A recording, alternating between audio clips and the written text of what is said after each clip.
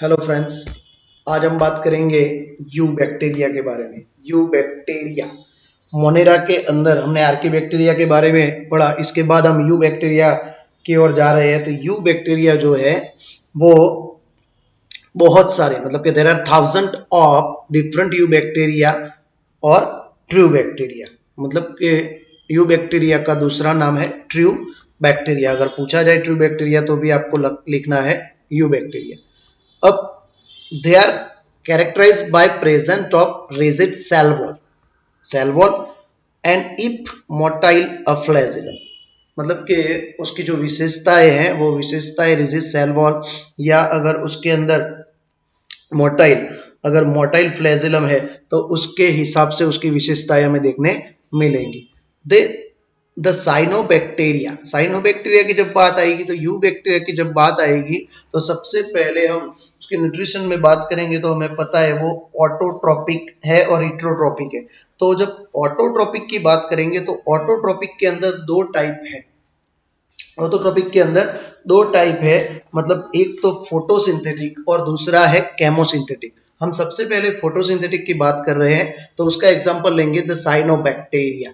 Cyanobacteria also referred as blue green algae, उसको बोला जाएगा ब्लू ग्रीन आल्गी या बीजी आल्गी भी उसको कहा जाता है। उसके अंदर है क्लोरोफिल ए। क्लोरोफिल ए उसके अंदर आया हुआ है जो ग्रीन प्लांट्स के अंदर हमें देखने मिलता है। तो इसके हिसाब से ये फोटोसिंथेटिक ऑटोट्रॉप्स हुआ, मतलब कि ये फोटोसिंथेटिक की रिएक्शन करेगा और इसके लिए उसको ऑटोट्रॉप्स के अंदर रखा गया है।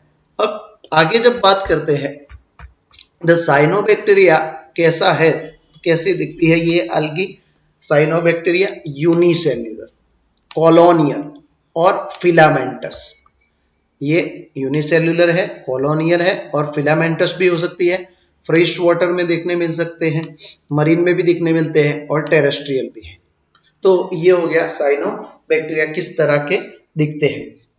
The colonies are generally surrounded by gelatinous cell, मतलब कि उसके आसपास जिलेटिन का लेयर होता है। दे ऑफन, कॉलोनीज के आसपास जिलेटिन का लेयर होता है। They often form blooms in polluted water bodies, ये हमें पॉल्यूटेड वाटर के अंदर भी हमें देखने मिलते हैं। मतलब ये ब्लूम्स के तरह होते हैं, मतलब ये जत्था कॉलोनी की तरह देखने मिलेंगे।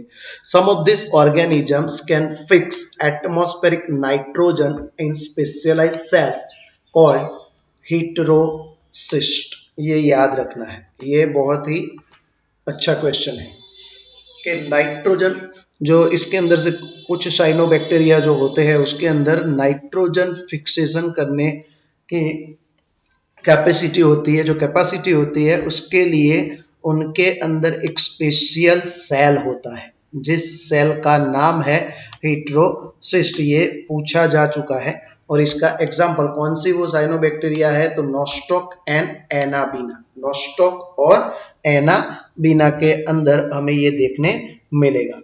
अब इसके अंदर देखेंगे तो हेटेरोसिस्ट की एक इमेज आपको आपकी बुक के अंदर भी देखने मिलेगी। आप देखेंगे तो इसके अंदर हमें एक नोस्टॉक की इमेज है, उसके अंदर हमें हेटेरोसिस्ट देखने मिलेगा और म्यूसिलेज का जो लेयर है वो लेयर भी हमें इसके अंदर देखने मिलेगा। टाइप 2 मतलब कि ऑटोट्रोपिक है तो एक फोटोसिंथेटिक था जिसकी हमने बात की। दूसरा है केमोसिंथेटिक। केमोसिंथेटिक किस तरह से न्यूट्रिशन करते हैं तो oxidise various inorganic substance such as nitrates, nitrites and ammonia and use the released energy for their ATP production. मतलब ये क्या करेंगे तो इनऑर्गेनिक जो सब्सटेंस है नाइट्रेट, नाइट्राइट और एमोनिया उसका ऑक्सीडेशन करेंगे और उसके अंदर से रिलीज हो रही जो एनर्जी है उसका यूज वो एटीपी प्रोडक्शन में करेंगे।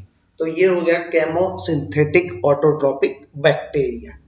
अब इसके अलावा भी ये बहुत ही अच्छा, मतलब कि ग्रेट रोल रिसाइकलिंग के अंदर, न्यूट्रिएंट रिसाइकलिंग के अंदर बहुत ही अच्छा पार्ट करते हैं। वो नाइट्रोजन, फॉस्फोरस, आयरन और सल्फर को रिसाइकलिंग करने में बहुत ही अच्छा पार्टिसिपेट करते हैं, मतलब कि रिसाइकलिंग ऑफ न्यूट्रिशन। तो ये बात भी हमें याद रखनी है कि कौन कौन से नाइट्रोजन, फास्फोरस, आयरन और सल्फर के लिए ये साइनोबैक्टीरिया रिसाइकलिंग में बहुत अच्छा पार्टिसिपेट करते हैं। तो ये हो गया हमारा यू बैक्टीरिया का पार्ट 1, जिसको हम बोलेंगे ऑटोट्रॉपिक। इसके बाद हम देखेंगे हीटेरोट्रॉपिक। अब हीटेरोट्रॉपिक की जब हम बात करेंगे,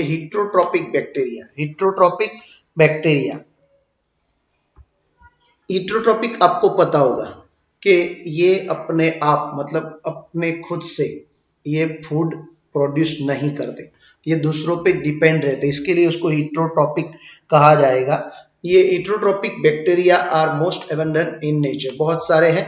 the majority are important decomposers, मतलब बहुत सारे, इनकी मेजोरिटी क्या है, डीकम्पोजर्स है। डीकम्पोजर्स मतलब कि किसी भी डेड चीज को डीकम्पोज करने के लिए जो पार्टिसिपेट करते बैक्टीरिया, उसको डीकम्पोजर कहा जाता है। Many of them have a significant impact on human affairs, मतलब बहुत सारे ह्यूमन अफेयर्स के अंदर भी पार्टिसिपेट करते हैं, मतलब कि इफेक्ट करते हैं। They are helpful in making curd from milk, हमारे घर के अंदर हम दूध में से दही बनाते हैं, तो इसके अंदर भी बैक्टीरिया इंपॉर्टेंट है। कौन से बैक्टीरिया है आपको पता होगा, कौन से बैक्टीरिया है, लैक्टोबैसिलस, लैक्टोबैसिलस वो भी बहुत पार्टिसिपेट करते हैं। प्रोडक्शन ऑफ एंटीबायोटिक, एंटीबायोटिक जो दवाइयाँ हम लेते हैं, वो एंटीबायोटिक दवाइयाँ बनाने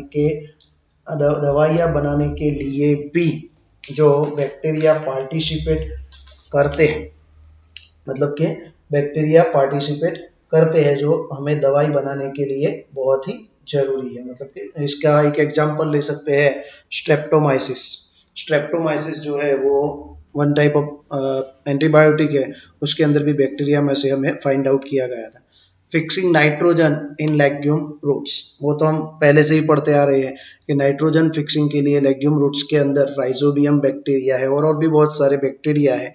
इसके अलावा नाइट्रोजन का यूज करने के बाद नाइट्रोसोमोनास और नाइट्रोबैक्टर जो बैक्टीरिया है, वो भी हीटेरोट्रॉपिक टाइप बैक्टीरिया देखने मिलेंगे। तो ये एक्स्ट्रा बातें थी जो मैं बोल रहा हूँ, वो भी आपको लिखना है, जो आपको याद रखना है।